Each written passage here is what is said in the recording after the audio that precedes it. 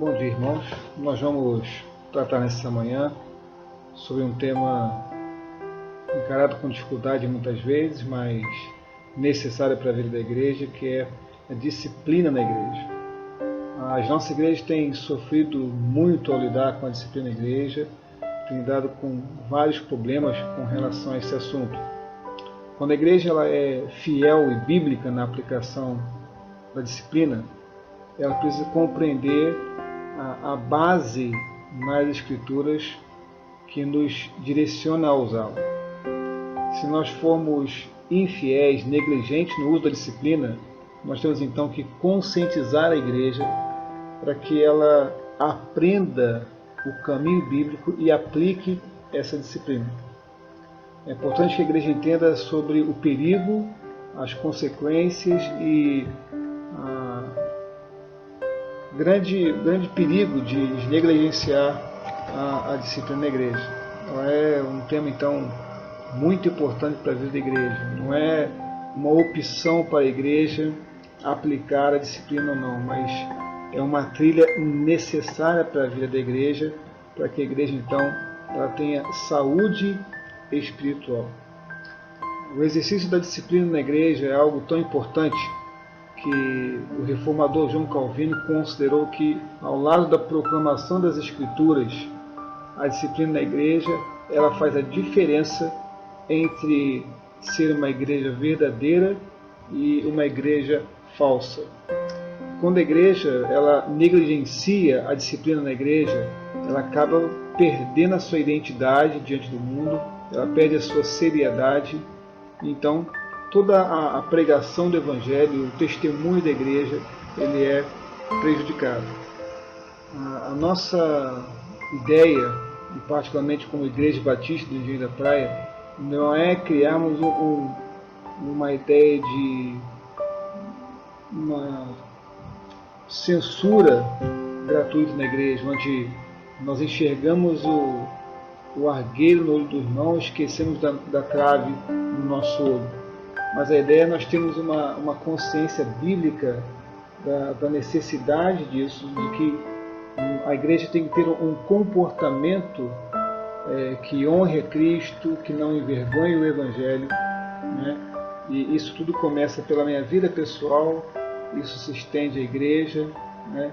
Então, a disciplina bíblica ela tem que ser compreendida, ela tem que ser acatada, ela precisa ser de maneira muito clara aplicada na vida da igreja, respeitada pela igreja, né, para que a igreja desfrute de saúde espiritual. Então, quando ela é disciplinada com amor e seguindo os padrões bíblicos, né, ela começa individualmente, né, com uma pessoa, e ela deve ser respeitada também, compreendida, apoiada, quando ela passa para a liderança da igreja, quando ela chega até a igreja. Então, nós vamos estudar sobre esse tema, entendendo que a disciplina na igreja, ela preserva e estimula a pureza da igreja. Não é uma ideia de nos colocarmos como santarrões, mas é zelo pelo nome de Cristo e também pelo Evangelho, para que o mundo perceba de que, de fato, a igreja ela foi chamada para ser santa e nós estamos então honrando o nome do nosso Senhor. Que Deus então nos abençoe no estudo desse tema tão importante e que a gente seja uma igreja bíblica verdadeira ao pensar sobre esse tema, não é? Que o Senhor nos abençoe.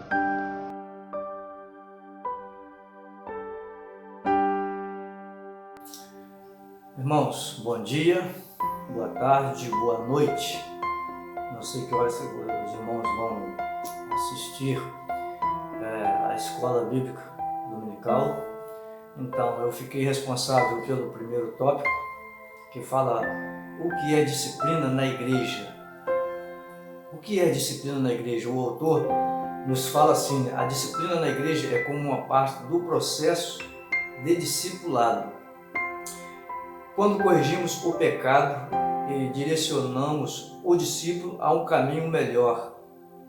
Ser discípulo é, entre outras coisas, ser disciplinado e um cristão é disciplinado por meio da instrução e correção. Então, quando somos bem instruídos, a gente comete poucos erros. Então, o que eu quero dizer também com essa instrução e correção, a palavra de Deus nos fala em 2 Timóteo 2:25 que nós temos que corrigir a pessoa com mansidão. Vamos conferir, para não ficar só a gente falando, mas não mostrar aos irmãos. 2 Timóteo 2, versículo 25, nos fala assim: deve corrigir com mansidão os que lhe opõem, na esperança de que Deus lhe conceda arrependimento, levando ao conhecimento da verdade. Então, a instrução e a correção traz mais conhecimento, e a pessoa, o irmão, o discípulo, conforme está falando aqui no livro, não vai cometer o mesmo erro. Essa é a intenção da palavra de Deus. Quando a pessoa é instruído, corrigido, então ele não vai cometer mais esse mesmo erro. Então aqui o autor fala que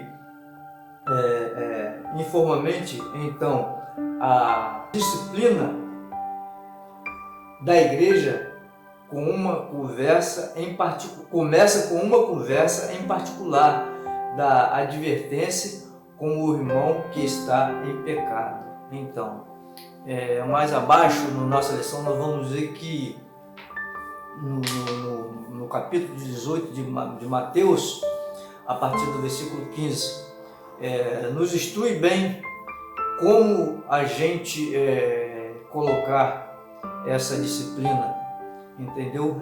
A palavra de Deus vai nos orientar como nós devemos proceder quando uma pessoa cometeu um pecado contra a igreja, né? Contra ao seu irmão. Um pouquinho, nesse texto Paulo repreende a igreja de Corinto por ser orgulhosa ao tolerar um homem que estava dormindo com a mulher de seu pai. E ele diz para colocar fora da comunhão esse homem. 1 Coríntios 5, 2, vamos conferir primeiro, depois a gente vai para o versículo 12. Diz assim a palavra de Deus: e vocês estão orgulhosos, não deviam, porém, estar cheios de tristeza e expulsar da comunhão aquele que fez isso? Então, Paulo estava se tratando ali, né, desse ato sexual que existia entre a esposa do pai daquele rapaz, né? E depois pede para expulsá-lo. Versículo 12 e 13 fala assim, né? Pois como haverá eu de julgar os de fora da igreja? Não deveis vocês julgar os que estão dentro? Deus julgará os de fora. Expulsem esses perversos do meio de vocês. Então, a palavra de Deus é bastante dura, né? Fala que quando isso acontece no meio da igreja, a pessoa tem que ser expulsa. Isso é a palavra de Deus que está dizendo, conforme fala a parte B do versículo 13. Deus julgará os de fora. Expulsem esses perversos do meio de vocês. Então, era um ato terrível que estava acontecendo ali dentro daquela igreja. Entendeu? Então a palavra nos orienta a isso. Paulo estava tratando disso aí. Ele pediu que o expulsasse do meio de vocês, no meio da igreja. E no versículo anterior, do capítulo 5, versículo 5, fala que entregar esse homem a Satanás, isso é, ao reino de Satanás, o qual é o mundo. Ele não pode mais ser considerado um cidadão do reino de Deus, não enquanto viver dessa maneira. Vamos conferir 1 Coríntios 5, o que diz? Diz assim a palavra de Deus: entreguem esse homem a Satanás, para que o corpo seja destruído e o seu espírito seja salvo no dia do Senhor. Então, essa aí fala assim: a destruição da carne pode referir-se ao ato de Deus entregar quem cometeu o pecado sexual a Satanás para a sua aflição ou mesmo morte física, pois de estar afastado da proteção espiritual da igreja. Então, irmãos, para finalizar, lembre-se, ser um membro da igreja é ser um representante de Jesus. Disciplina, então, é o curso de ação apropriada quando o caráter de um representante de Jesus traz vergonha ao nome dele. Então, disciplina na igreja. Deixa eu comentar mais um pouquinho. A disciplina cristã é uma das grandes características de uma igreja saudável, principalmente para o nosso tempo, onde o relativismo invade a sociedade para deturpar os valores morais, impondo seus preceitos humanistas. Compete à igreja permanecer fiel e fundamentada nas Escrituras, para não se abalar perante os ventos de vãs filosofias e falsas doutrinas. Que Deus possa completar nos corações de vocês aquilo que eu não pude completar, né? E assim, é a primeira vez que eu faço vídeo assim. Prometo que da próxima vez vai ficar melhor, né? Que o Senhor nos abençoe. Então, passo a palavra aí para o Jonathan, que vai dar continuidade no segundo tópico aí. Que Deus nos abençoe, que nós possamos ser o povo de Deus cheio do Teu Espírito, conforme diz a Tua palavra. Nós devemos ser, que nós possamos ser homens e mulheres cheios do Espírito Santo de Deus. Que Deus nos abençoe. Amém.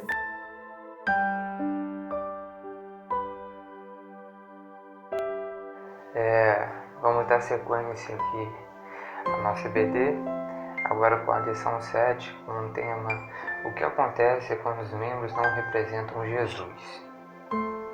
No tópico anterior, nós vimos o que é a disciplina, né?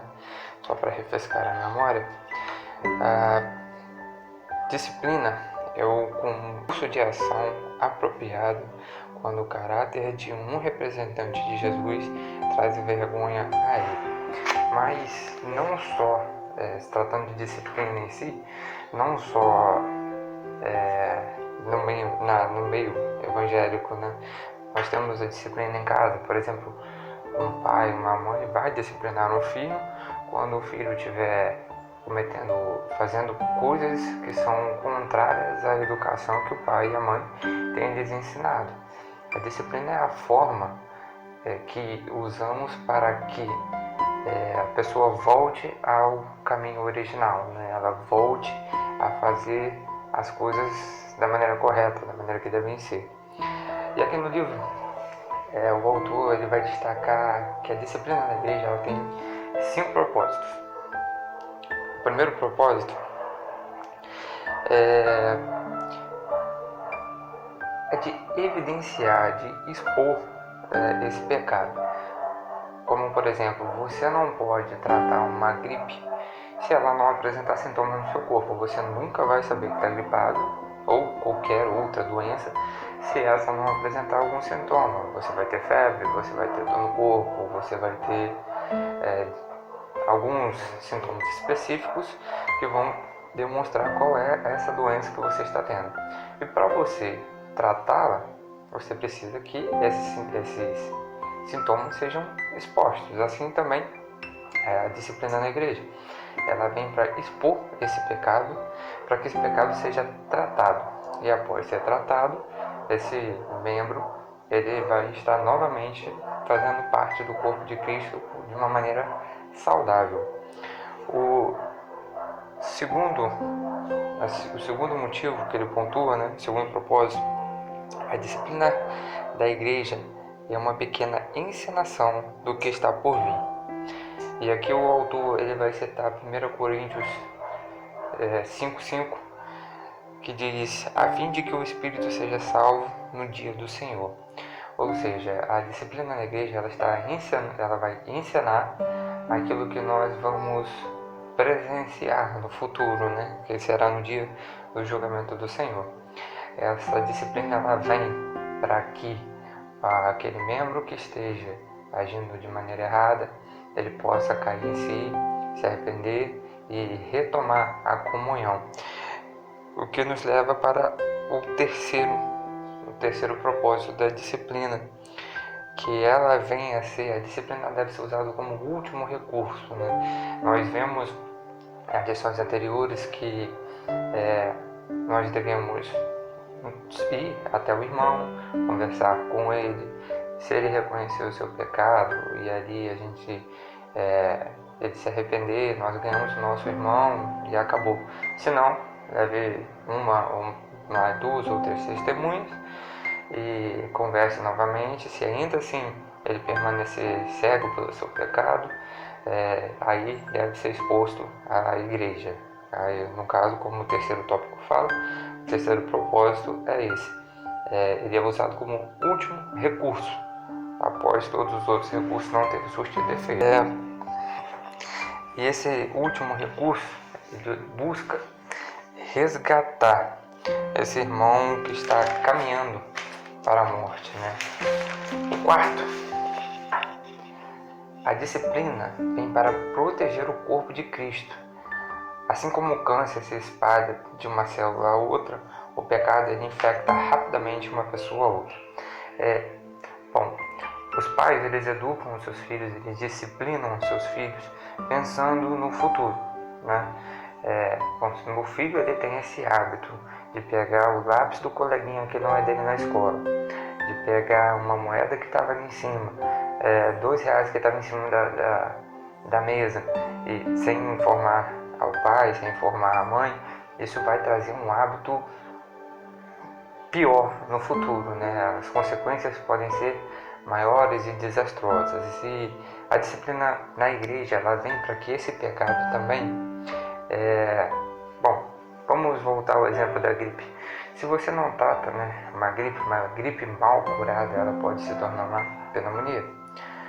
E assim também é o pecado na igreja. Se ele não é tratado, se ele não é exposto, se ele não é curado, se ele não é extirpado, né, esse pecado ele pode se agravar e ele pode infectar também a outros membros, né? Assim como o câncer, né, é uma célula que está infectando outras células e esse corpo vai padecendo, onde tudo começou com apenas uma célula. Quinto, a disciplina é necessária, vem para dar bom testemunho, ela vem para preservar o caráter de Cristo, né? O que singularmente nos identifica como povo de Cristo. O povo de Cristo é um povo santificado, é um povo separado. A nossa conduta é diferente da conduta do mundo, e é isso que nos difere, né? O que se caracteriza um cristão, o que você reconhece um cristão, é o seu exemplo. Você sabe quem é cristão pela sua maneira de falar, pela sua maneira de reagir em meio às situações diversas, pelo seu caráter. E o pecado ele vem para tirar isso do cristão, né? E a disciplina é necessária para isso, porque quando você esconde o seu pecado, quando você não reconhece o seu pecado, quando você acha que o seu pecado ele é importante para você, você está dizendo que Deus não é tão importante para você, o seu pecado é mais valioso para você do que Deus na sua vida, né? Porque a Bíblia bem fala, né, de que você não pode estar caminhando lá e cá. Só existe um caminho, eu não posso ficar saindo dele e voltando o tempo todo. Eu devo manter o foco, devo manter esse alvo que é buscar a santidade, que é buscar parecer com Cristo. E a partir do momento que eu encubro meu pecado, que eu não reconheço, eu estou caminhando um lado contrário ao de Cristo, que Ele nos ensinou justamente isso, de que nós devemos nos arrepender. Essa é a prática do cristão, arrependimento e fé. E aí o livro ele vai falar sobre o Mono novamente, né? Mono escondeu seu pecado na escuridão. Não quis se ver diante da mentira exposta. E quando isso aconteceu, não quis tratá-la como pecado, escolhendo tratá-la como inevitável, necessária ou não tão má. Mas ele estava se enganando, né? Por desejar em seu coração algo além de Jesus e sua palavra. A igreja não queria amorosamente que Mono e outras pessoas fossem enganadas. Ela quis alertá-lo, salvá-lo, proteger jovens cristãos que podem ser tentados a defender mentiras como aceitáveis e a amar ao próximo, preservando a sua marca de bom testemunho. Assim, a igreja, por meio da disciplina, expõe seu verdadeiro amor, entregando o pecador às suas próprias escolhas. No final, a igreja nada mais fez que declarar: você não está escolhendo a Jesus, então não deve estar com ele. O objetivo implícito do ato da disciplina é claro: tem que ser o amor. Amor pela pessoa, pela igreja, pelo mundo que nos observa. Amor por Cristo e principalmente por Cristo. Afinal, nós não fomos criados para a sua honra, para a sua glória, para espelhar e espalhar a Cristo. Então, se nossa conduta é diferente daquilo que nós pregamos, então nós não estamos servindo a Cristo. E a disciplina ela vem justamente para isso, ela vem para corrigir, para tirar aquela pessoa que está indo pelo caminho errado e colocar ela novamente no caminho certo. Afinal, Deus, Ele disciplina aqueles que amam. Hebreus 12:6 vai falar de que Deus disciplina aquele a quem ama e castiga todo aquele o que aceita como filhos. Se Deus, sendo Pai, Ele nos disciplina para que nós possamos voltar ao caminho certo, a igreja, ela tem esse papel, ela é uma representante de Cristo na Terra. Então ela tem um papel de disciplinar e de fazer as pessoas que estão indo ao lado contrário de tudo aquilo que ela prega, que ela ensina, elas voltarem para o caminho correto. Deus amorosamente sabe que a disciplina produz vida, crescimento e saúde. Deus nos disciplina para o nosso bem, para que possamos compartilhar de sua santidade. Hebreus 12:10. É doloroso? Sim, é doloroso, mas vale a pena. Vale a pena. Falando de disciplina, eu me lembro de quando eu era pequeno, né? De que quando respondia ou quando fazia algo que era totalmente o contrário àquilo que meus pais me ensinaram, que é algo que era contrário ao caráter que eles estavam moldando, eu era disciplinado. E ali eu entendi de que o que eu fiz não estava certo e de que minhas atitudes deveriam ser diferentes. Nenhuma disciplina parece agradável no momento, mas dolorosa. Mais tarde, porém, produz fruto de justiça e paz naqueles que têm sido exercitados por ela. Então, que nós possamos entender de que, sim, a disciplina ela tem um papel fundamental. E que papel é esse?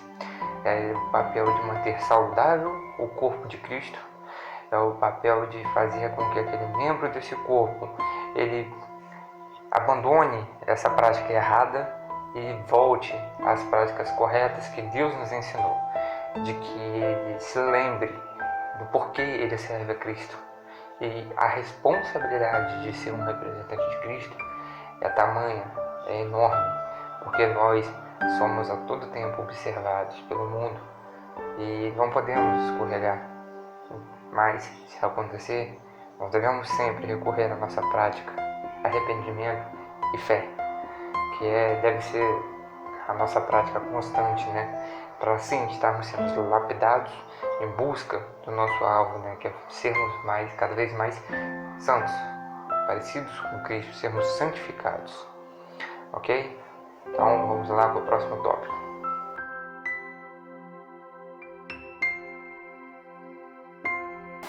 Olá, irmãos, estamos aqui para nosso estudo da EBD. Vocês já devem ter ouvido o Amós, já devem ter ouvido o Jonathan, assistido na verdade, né?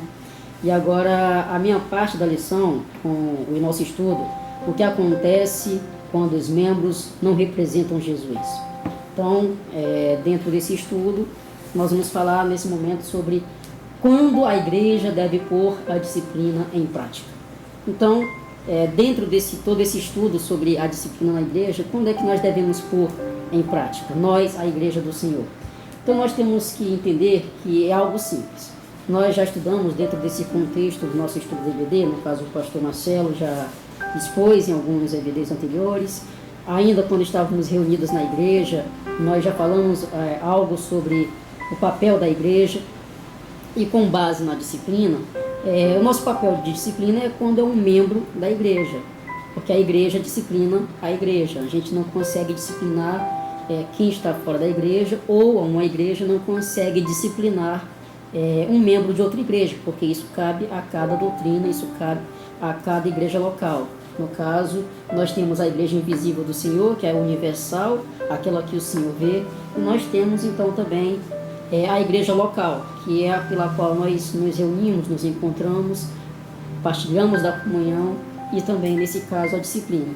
Então, quando a igreja deve pôr a disciplina em prática? Basicamente isso, quando surge um pecado dentro de um membro e precisa ser definido na própria igreja. Mas quais seriam os pecados? Como que a igreja vai agir? Como que é a definição? Como que ela deve pôr a disciplina em prática? Quando e como ela vai pôr em prática? Não se trata de qualquer pecado.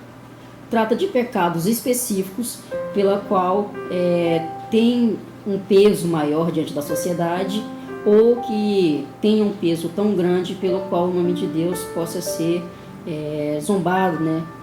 Pelo qual o nome de Jesus pode ser criticado. Então, tem os tipos de disciplina, e a que a igreja deve de fato agir é aquele que de fato um irmão não conseguiu aconselhar, um conselho de irmãos não conseguiu aconselhar. Então, quando o irmão peca contra ti, você vai lá, se você conseguir que ele se arrependa, você ganhou o irmão. Se você não conseguir, você leva para outras testemunhas. Então, você convida pessoas, membros confiáveis, que serão testemunhas, e você novamente vai então expor esse pecado. Se essas testemunhas, se esse irmão e essas testemunhas conseguirem que essa pessoa que cometeu o pecado se arrependa, então o irmão vai ser normalmente recebido com tranquilidade, a igreja não vai estar sabendo de nada, porque o problema foi resolvido, o pecado foi resolvido, foi perdoado, então existe novamente a comunhão tranquila. Mas quando existe o caso de um irmão cometeu o pecado, um outro foi lá, não conseguiu, já foi o conselho, não conseguiu, e nós temos agora, se ainda assim não houver o arrependimento, aí sim nós vamos levar para a igreja. Então, quando que a igreja deve pôr a disciplina em prática? Quando esse irmão não, depois de todas as tentativas, depois de todas as tratativas, agora nós temos a igreja como uma assembleia colocando em prática a disciplina. Isso porque é um pecado que já não teve arrependimento. Dentre todos os passos, não houve arrependimento, e por isso agora nós vamos definir como igreja pôr em prática tal disciplina. Mas como eu falei no início, não trata-se de qualquer pecado. É um pecado que tem que ser levado para a assembleia. É um pecado pelo qual a evidência é muito grande. Como eu falei, se for um pecado simples, você consegue resolver até mesmo antes de chegar a uma assembleia. Você consegue resolver até mesmo entre o seu próprio irmão, vocês conseguem conversar e tudo se resolve. Então, quando a igreja deve pôr a disciplina em prática? O pecado deve ter uma manifestação externa. Então, a igreja vai pôr em prática quando o pecado tiver uma manifestação externa. Ou seja, o autor diz, a igreja não deve mostrar o cartão vermelho, ou seja, expulsar da comunhão um irmão toda vez que suspeitar de cobiça ou orgulho no coração de alguém, mas quando se trata de algo que pode ser objetivamente visto e ouvido.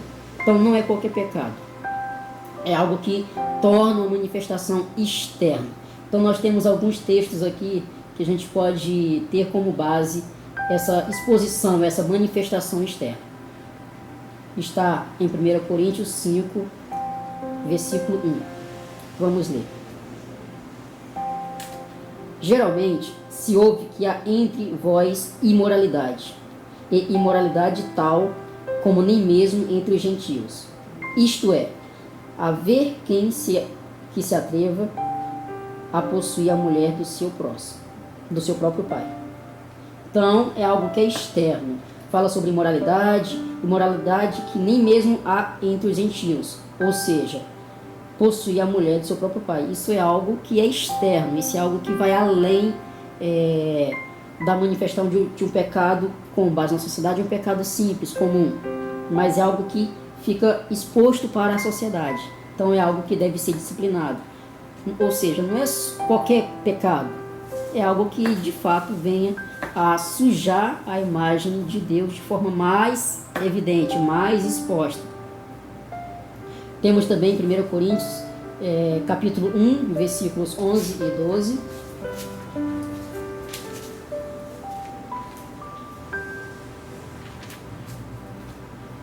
Pois, a vosso respeito, meus irmãos, fui informado pelos da casa de Cloe, de que há contendas entre vós.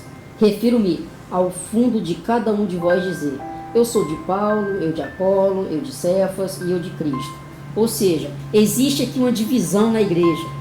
É algo que vai além de uma simples resolução. Existe uma divisão na igreja onde isso tem que ser definido por assembleia. A igreja precisa deixar claro que não pode haver divisões. Somos todos servos de Cristo. Então, se há disciplinas externas, se há exposição de pecado externos, a igreja precisa tomar decisões claras e colocar disciplina em cima disso. O próprio Paulo exortou então sobre isso.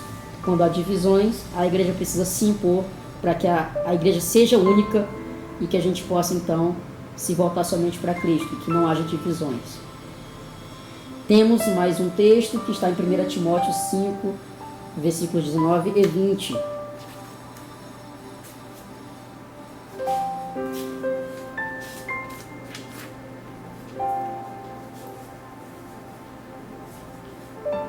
Não aceites denúncia contra presbítero, senão exclusivamente sobre o depoimento de 2 ou 3 testemunhas. Quanto aos que vivem no pecado, repreende-os na presença de todos, para que também os demais temam. Então, não é somente chegar e levar para a igreja. Independente do pecado que seja, independente do nível que a sociedade impõe como nível de pecado, não é simplesmente jogar para a igreja. É com testemunhas de que aquilo aconteceu, de que foi buscado a correção, não houve, e agora a gente vai então apresentar para a igreja, com a presença de testemunhas. Versículos então falam, não aceite denúncias contra presbítero, senão exclusivamente sobre o depoimento de 2 ou 3 testemunhas. Então não é somente levar, tem que haver testemunho de que aquele pecado de fato existe e de que de fato houve uma busca para a correção e ainda assim não houve arrependimento. Então o pecado deve ter uma manifestação externa. O pecado deve ser grave, como foi falado, não é qualquer pecado, tem que ser algo grave. Então o autor fala o seguinte, a disciplina deve ser aplicada quando a pessoa se mostra incorrigível, recusando-se a arrepender e abandonar o pecado. E também em casos de pecados de grande impacto e assumidos publicamente pelo membro da igreja, Nesses casos, a obstinação se configura de ponto, a expulsão ocorre imediatamente. Então, logo a igreja possa se reunir para operá-la. Então, nós temos em 1 Coríntios, capítulo 5, versículos 1 a 5.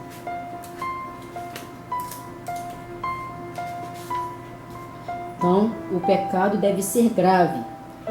A disciplina deve ser aplicada quando a pessoa se mostra incorrigível, ou seja, não houve arrependimento, não houve mudança, e por causa disso, por esse ponto, pode inclusive acontecer a exclusão, ou seja, sairá do rol de membro da igreja por disciplina. Então, as disciplinas podem ser correções ou, em caso de não arrependimento, exclusões também. Então, nós temos 1 Coríntios 5, versículos 1 ao 5. Geralmente se ouve que há entre vós imoralidade, e imoralidade tal como nem mesmo entre os gentios, isto é, haver quem se atreva a possuir a mulher de seu próprio pai. E contudo, andais vós ensoberbecidos, e não chegastes a lamentar, para que fosse tirado do vosso meio quem tamanho traje praticou? Perdão, uma pergunta. E contudo andais vós ensoberbecidos, e não chegastes a lamentar, para que fosse tirado do vosso meio quem tamanho o traje praticou?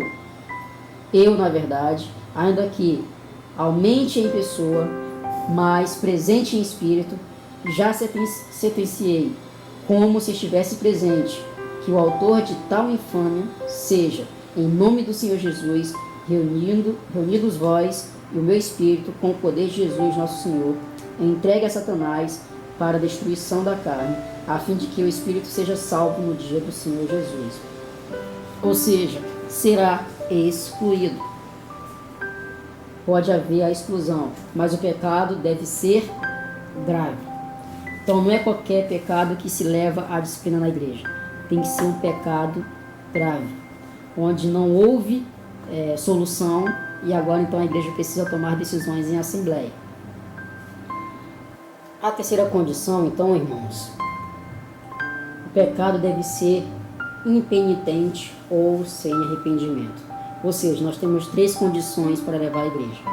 Primeira condição, o pecado deve ter uma manifestação externa, o pecado deve ser grave e deve ser impenitente ou sem arrependimento. Ou seja, a pessoa envolvida foi confrontada pelos mandamentos de Deus nas Escrituras, mas se recusa a abandonar o pecado. A pessoa demonstra de todas as formas que valoriza mais o pecado do que Jesus. Nós vamos ler alguns versículos que falam sobre isso. Hebreus 10, versículos 26 e 27.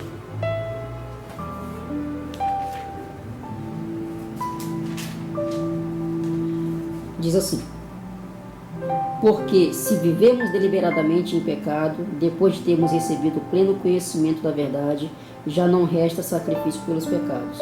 Pelo contrário, certa expectação horrível de juízo e fogo vingador prestes a consumir os adversários. Mateus 18, versículo 17.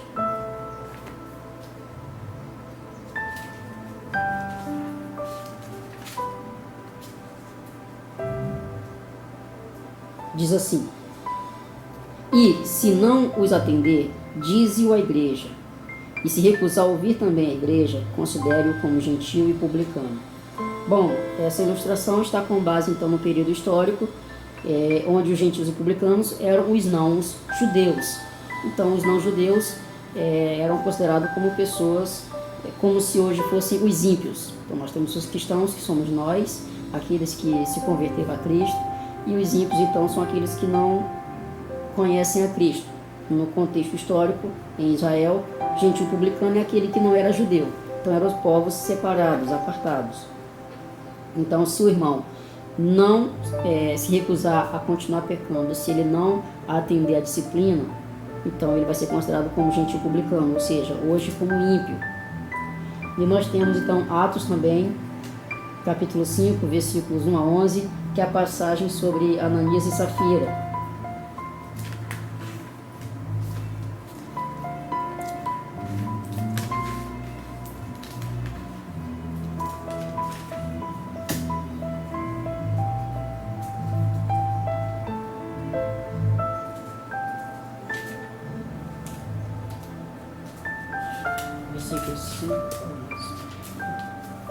Diz assim: entretanto, certo homem chamado Ananias, com sua mulher Safira, vendeu uma propriedade, mas de acordo com sua mulher, reteve parte do preço, e, levando o restante, depositou nos pés dos apóstolos. Então disse Pedro: Ananias, por que encheu Satanás o teu coração, para que mentisse ao Espírito Santo, reservando parte do valor do campo? Conservando-o, porventura, não seria teu? E vendido, não estaria em teu poder?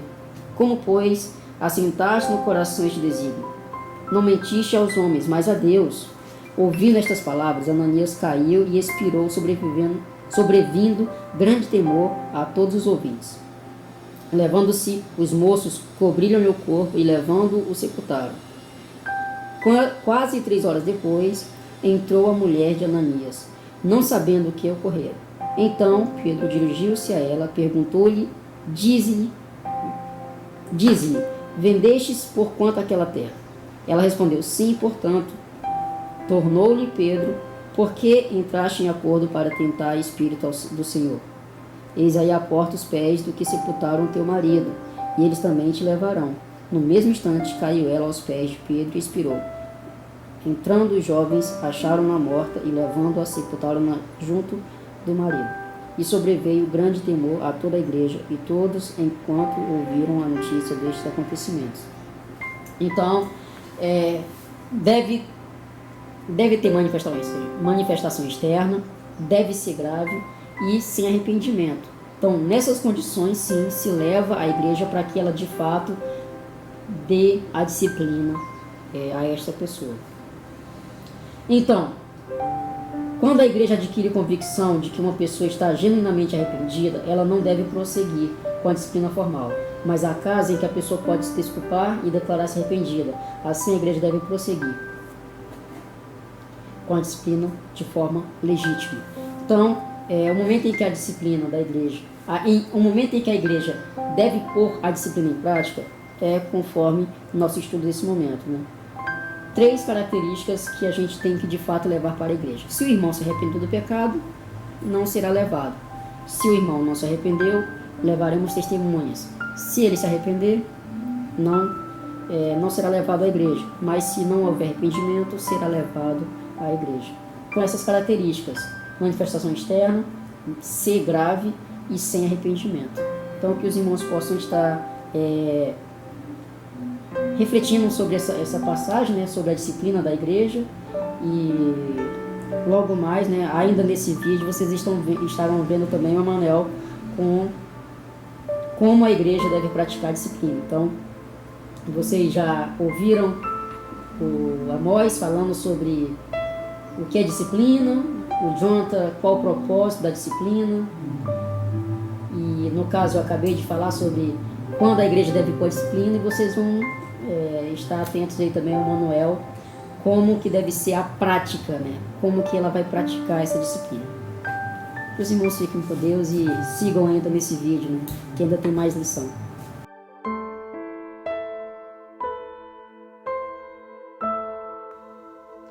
E baseado em tudo que a gente ouviu até agora, como a igreja deve praticar essa disciplina? Então a gente tem uma base lá em Mateus 18, do versículos 15 ao 20, e diz assim a palavra: se o seu irmão pecar contra você, vá e a sós com ele mostre-lhe o erro. Se ele o ouvir, você ganhou o seu irmão. Mas se ele não o ouvir, leve consigo mais 1 ou 2 outros, de modo que qualquer acusação seja confirmada pelo depoimento de 2 ou 3 testemunhas. Se ele se recusar a ouvi-los, conte à igreja. E se ele se recusar a ouvir também a igreja, trate-o como pagão ou publicano. Digo a verdade: tudo que vocês ligarem na terra terá sido ligado no céu, e tudo que vocês desligarem na terra terá sido desligado no céu. Também digo que se 2 de vocês concordarem na terra em qualquer assunto sobre o qual pedirem, isso será feito a vocês por meu Pai que está nos céus. Pois onde se reunirem 2 ou 3 em meu nome, ali eu estou no meio deles. eu sei que é muito difícil a gente confrontar, seja no meio da igreja, seja fora dela. O confrontar tem uma visão ruim, porque você está apontando o erro. Mas devemos tirar essa ideia, pois a palavra nos diz que no meio da igreja, o confrontar não é algo ruim. Confrontar é uma demonstração de carinho, de amor que você tem pelo seu irmão. Se você identifica um erro, um pecado que o irmão está cometendo, você sim deve confrontá-lo em amor.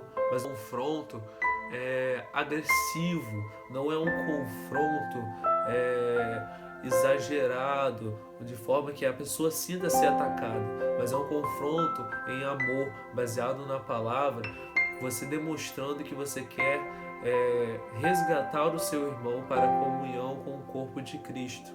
Então, para que a gente tome atitudes corretas, para que a gente discipline de forma correta, o Senhor nos deu um passo a passo. E o primeiro passo ele nos diz lá no versículo 15: se o seu irmão pecar contra você, vá e a sós com ele, mostre-lhe o erro. Se ele o ouvir, você ganhou o seu irmão. Ou seja, em primeira instância, não é necessário a ajuda de outras pessoas. Você, como irmão em Cristo, sozinho, irá ao encontro do seu irmão e confrontará ele a ponto dele reconhecer os seus pecados, mostrando aonde o seu irmão está errando, mostrando que ele precisa reconciliar-se com o Senhor. E quando a gente toma essa atitude, a gente tem duas hipóteses. Uma, esse irmão pode ouvir, e se ele ouvir e se arrepender, amém, você ganhou o seu irmão. Mas temos a segunda opção. Ele pode não querer ouvir, e caso isso aconteça, nós devemos buscar ajuda de outras testemunhas. E por que eu não desisto do meu irmão logo de cara? Porque a palavra nos diz que no segundo passo devemos procurar mais uma ou duas testemunhas. Por quê? Lá em Deuteronômio 19:15 nos diz um pouco sobre testemunho. E a palavra diz assim: uma só testemunha não é suficiente para condenar alguém de algum crime ou delito. Qualquer acusação precisa ser confirmada pelo depoimento de 2 ou 3 testemunhas. Então, para que a gente não pode desistir do nosso irmão só porque eu sozinho fui confrontá-lo. Eu preciso da confirmação de mais 2 ou 3 pessoas que vão acompanhar esse caso comigo e vão, caso o irmão não queira ouvir esse confronto novamente, essa disciplina, eu tenho o respaldo de mais 2 pessoas, mais uma pessoa, mais uma testemunha que vai confirmar que houve um confronto, houve uma disciplina, mas o indivíduo não quis se arrepender. Então, caso isso aconteça, temos também 2 opções, ou seja, esse irmão pode ouvir eu em amor com mais outros irmãos, outras testemunhas, ou pode não ouvir. Caso isso aconteça, nós temos que seguir para o terceiro passo. E o terceiro passo é quando a gente leva esse assunto para a igreja. E como a igreja? Por que a igreja? Porque não conseguimos levar o nosso irmão ao arrependimento, à reconciliação, só 1, 2 ou 3. Então é levado à igreja, onde a igreja como um todo tenta resgatar esse irmão. E da mesma forma, como o primeiro passo e o segundo passo, temos 2 hipóteses. Uma, esse irmão pode ouvir e ali se arrepender dos seus pecados, e amém, nós ganhamos o nosso irmão para a comunhão com o corpo de Cristo. Mas pode ocorrer desse irmão não querer ouvir a palavra, não querer se arrepender, e se isso acontecer, a palavra é bem clara, no versículo 17: se ele se recusar a ouvi-los, conte à igreja. E se recusar a ouvir também a igreja, trate-o como pagão ou publicano, ou seja, exclusão da comunhão da igreja. Ou seja, foi tentado de todas as formas alcançar esse irmão e levá-lo ao arrependimento. Mas caso ele continue relutante, não queira aprender, não queira se arrepender, não queira demonstrar um coração arrependido, nós como igreja devemos excluí-lo da comunhão. E isso não é uma palavra, não sou eu que estou falando, mas Deus nos deu esse respaldo. Devemos agir assim com esse irmão. E vemos que com o decorrer das coisas, da disciplina que ocorre na igreja, vemos que alguns casos são mais lentos. Por exemplo, onde um irmão ele realmente está lutando, ele está realmente querendo se arrepender, então temos essa disciplina mais lenta, mas temos disciplinas também mais rápidas, como por exemplo a situação na igreja de 1 Coríntios 5, onde estava acontecendo um ato de imoralidade tão grande no meio da igreja, ao ponto de daquelas pessoas estarem tomando atitudes que nem mesmo os pagãos tinham. Por exemplo, filhos possuindo as mulheres de seus pais. Então nem os pagãos, que mesmo sendo pagãos, tinham esses tipos de atitude. Então a palavra ela nos dá um respaldo para que a gente exclua da comunhão. Mas nesse caso em Coríntios,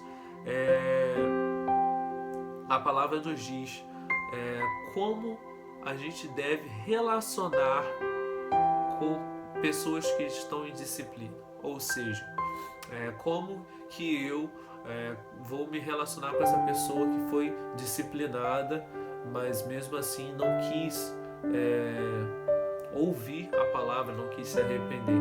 Então a palavra ela nos dá os respaldos de como a gente deve ter esse relacionamento com essa pessoa que está em disciplina. E as nossas atitudes devem mudar totalmente. Ou seja, as atitudes que eu tinha com esse irmão, o relacionamento que eu tive com esse irmão, não vai ser da mesma forma. Tem que mudar totalmente. E como podemos afirmar isso? A palavra nos afirma. Em 1 Coríntios 5:9 nos diz assim: já disse, no caso, essa 1 Coríntios 5:9, naquela situação da imoralidade que estava havendo na igreja. Já disse por carta que vocês não devem associar-se com pessoas imorais. No versículo 11 desse mesmo capítulo diz também: mas agora estou escrevendo que não devem associar-se com qualquer que, dizendo-se irmão, seja imoral, avarento, idólatra, caluniador, alcoólatra ou ladrão. Com tais pessoas vocês não devem nem comer. Ou seja, a gente não deve nem comer com pessoas nesse perfil. Em 2 Timóteo 3:5 também nos diz a respeito dos últimos dias, como que vai ser a impiedade, as pessoas como estão nos últimos dias. A gente tem uma palavra sobre isso também. Saiba disso. 2 Timóteo 3, de 1 a 5. Saiba disso. Nos últimos dias sobreviverão tempos terríveis. Os homens serão egoístas, avarentos, presunçosos, arrogantes, blasfemos, desobedientes aos pais, ingratos, ímpios, sem amor pela família, irreconciliáveis, caluniadores, sem domínio próprio, cruéis, inimigos do bem, traidores, precipitados, soberbos, mais amantes dos prazeres do que amigos de Deus, tendo aparência de piedade, mas negando o seu poder. Afaste-se desses também. Ou seja, essas pessoas que têm esse perfil, a gente deve se afastar, a gente não deve nem comer com essas pessoas. Em Tito 3, de 10 a 11, também nos dá um respaldo. Quanto aquele que provoca divisões, advirtam-o uma primeira vez e uma segunda. Depois disso, rejeite-o. Você sabe que tal pessoa se perverteu e está em pecado, por si mesma está condenada. Ou seja, a gente não está sendo ruim com essa pessoa, a gente não está agindo de forma errada, pois esse irmão em Cristo, ele foi advertido uma vez, ele foi advertido 2 vezes e advertido por uma terceira vez, mas já nessa terceira vez, se não houver arrependimento, reconciliação com o corpo de Cristo, esse irmão tem que ser excluído, ser tratado como um pagão, como um publicano. Então a gente viu como que a gente deve se relacionar com pessoas que foram disciplinadas, e a nossa atitude ela deve mudar totalmente. E quando acontece a restauração desse irmão, qual é o passo a passo para que a gente reconheça que esse irmão sim foi restaurado? Ele se arrependeu e ele sim entendeu a necessidade da mudança, do arrependimento. Hoje ele quer realmente se reconciliar com a comunhão com o corpo de Cristo. No primeiro passo, ele vai pedir um perdão público após um arrependimento sincero. E a gente tem uma palavra em João 20, 23, que nos diz, João 20, 23, que nos diz: se perdoarem os pecados de alguém, estarão perdoados. Se não os perdoarem, não estarão perdoados. Ou seja, essa palavra acerca do perdão. Então, se esse irmão veio em sinceridade à sua igreja, pediu um perdão em público, devemos nós, como igreja, perdoar esse irmão e recebê-lo em nossa vida novamente. Caso isso aconteça, o segundo passo é reafirmar o nosso amor pela essa pessoa arrependida. Então, lá em 2 Coríntios 2, de 7 a 8, nos diz a respeito dessa reafirmação de amor por esse irmão que está arrependido. 2 Coríntios 2, 7 e 8. Agora, ao contrário, vocês devem perdoar-lhe e consolá-lo para que ele não seja dominado por excessiva tristeza. Portanto, eu recomendo que reafirmem o seu amor que tem por ele.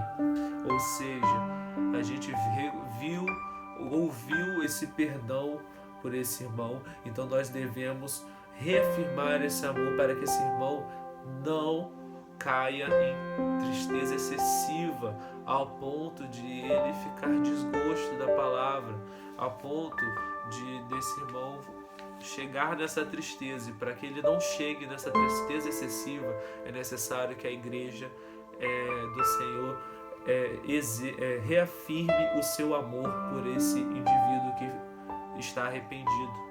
E por fim, a comemoração. Lá em Lucas 15, 24, a parábola do filho perdido, nos diz assim: pois esse meu filho estava morto e voltou à vida, estava perdido e foi achado, e começaram a festejar o seu regresso. Então, esse irmão que estava sendo disciplinado pediu perdão. Nós perdoamos, reconhecemos o seu arrependimento, reafirmamos o nosso amor para que ele não viva em tristeza excessiva. Então a gente demonstrou que sim, ele está sendo bem-vindo de volta à sua casa. E por fim, demonstrar com um grande sorriso, com grande alegria, com comemoração, festa, que sim, conseguimos resgatar o nosso irmão para Cristo, porque como o filho perdido, ele estava perdido, ele se encontrava morto, mas encontrou vida. Ele estava perdido, mas ele foi achado. Então devemos amar o nosso irmão. Então nos versículos 18, 19 e 20 nos diz: digo a verdade, tudo que vocês ligarem na terra terá sido ligado no céu, e tudo que vocês desligarem na terra terá sido desligado no céu. Também digo que se 2 de vocês concordarem na terra em qualquer assunto sobre o qual pedirem, isso será feito a vocês por meu Pai que estás nos céus. Pois onde se reunirem 2 ou 3 em meu nome, ali estou no meio deles. Então essa palavra a respeito da disciplina. Então o que isso quer dizer? Se temos uma atitude de disciplina em amor, baseados na palavra do Senhor, isso está sendo, o que esse versículo 18 a 20 quer dizer? Que o Senhor estará conosco nessa atitude, pois a gente vai estar agindo conforme a sua palavra. O link está acontecendo, nós estamos ligados ao desejo do Senhor. Então, qualquer atitude que a gente esteja tomando, sendo baseada na palavra, o Senhor estará conosco. E por isso que é dito, pois onde se reunirem 2 ou 3 em meu nome, ali estou no meio deles. Ou seja, onde se reunirem 2 ou 3 para tomar uma atitude, uma decisão, uma disciplina que for baseada no meu nome, se for seguido passo a passo corretamente, ali estará o Senhor afirmando a decisão tomada. Então, que a gente possa cada vez mais entender que devemos sim seguir a palavra do Senhor, a rixa. Então, devemos sim confrontar os nossos irmãos, mas não confrontar de qualquer maneira, mas devemos confrontar os nossos irmãos, devemos exercitar esse confronto, essa disciplina em amor, e principalmente baseado na palavra do nosso Senhor.